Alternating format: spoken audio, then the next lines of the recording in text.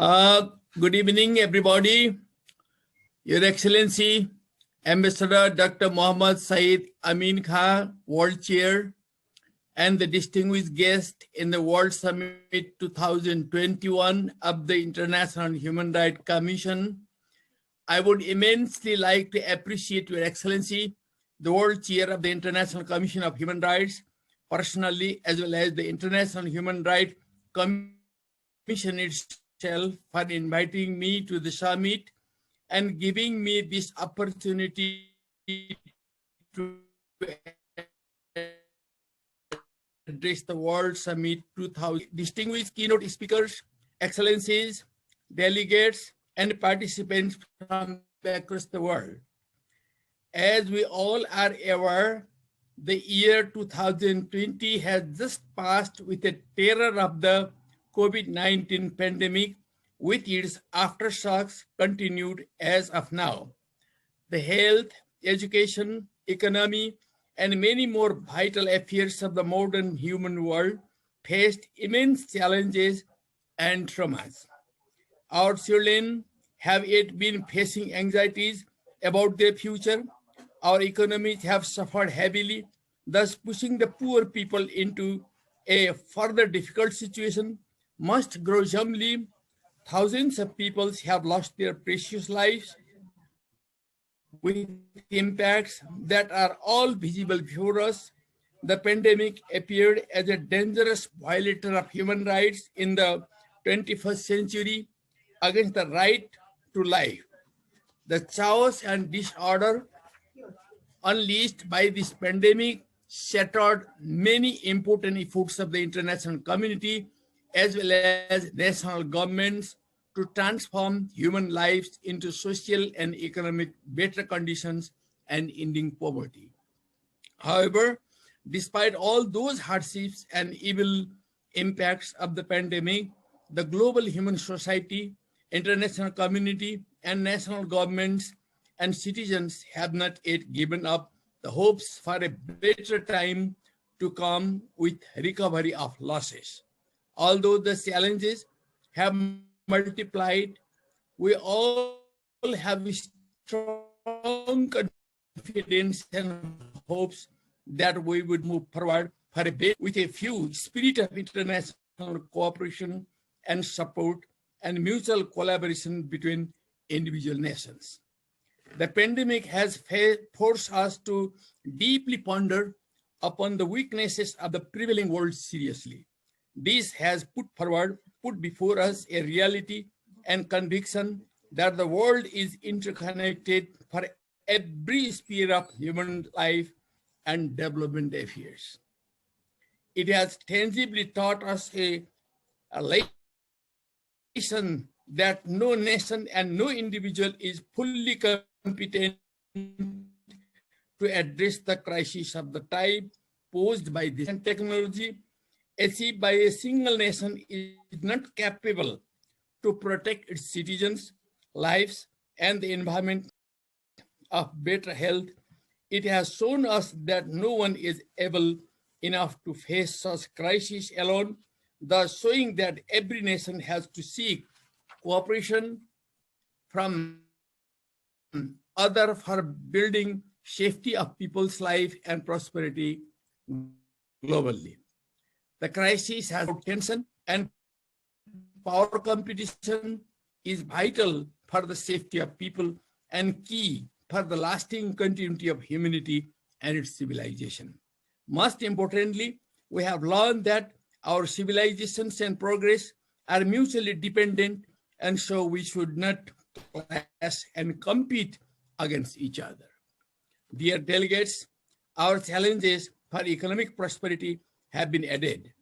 The loss the world has suffered in smooth economic rise at national as well as the international level is likely to push more people into a trap of poverty due to loss of job, negative impacts in international markets, mobility, and most importantly, loss of production capacity.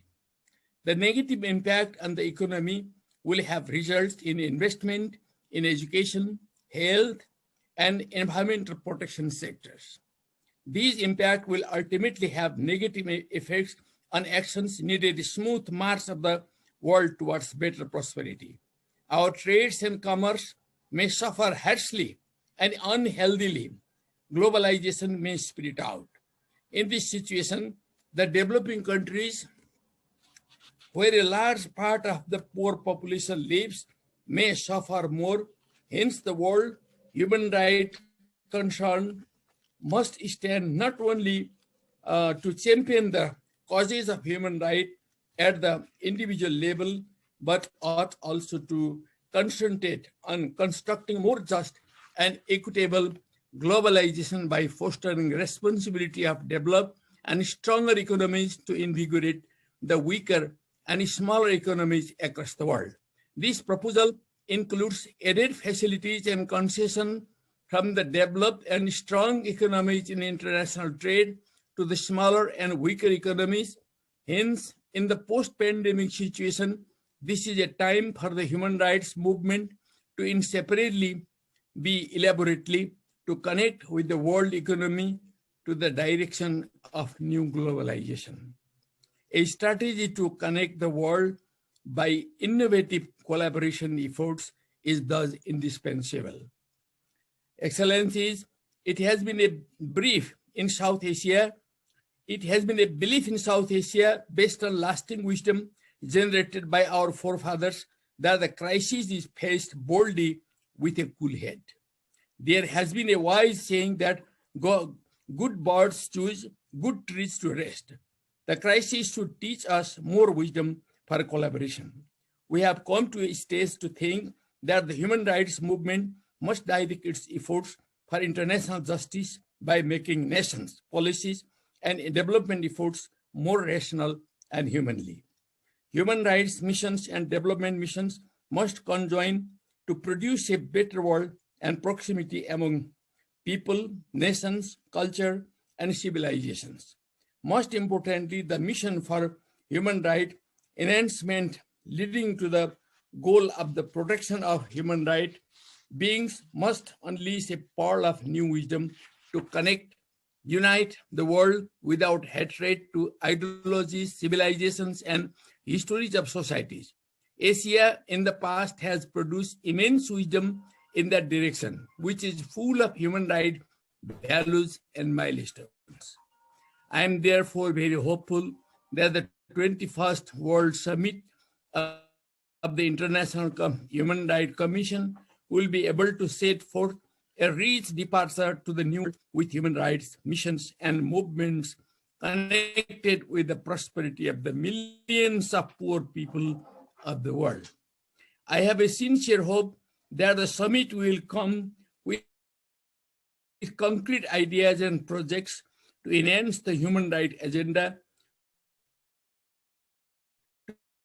to be connected with international justice based on international economic cooperation. Human rights must provide a basis for cooperation among nations and should be a guiding principle for orientation of world affairs. The world to make it a rational, dependent. I would like to express my sincere thanks for an opportunity to voice my concerns and expectations regarding human rights and wish a successful completion of the summit with yields of new ideas, fostering a new, just, and rational globe guided by a principle of human rights and economic development fully interconnected. Let us face the pandemic and its aftershocks united with the spirit of human rights, motivating the course of global economic prosperity to end the poverty. Thank you very much, Excellency.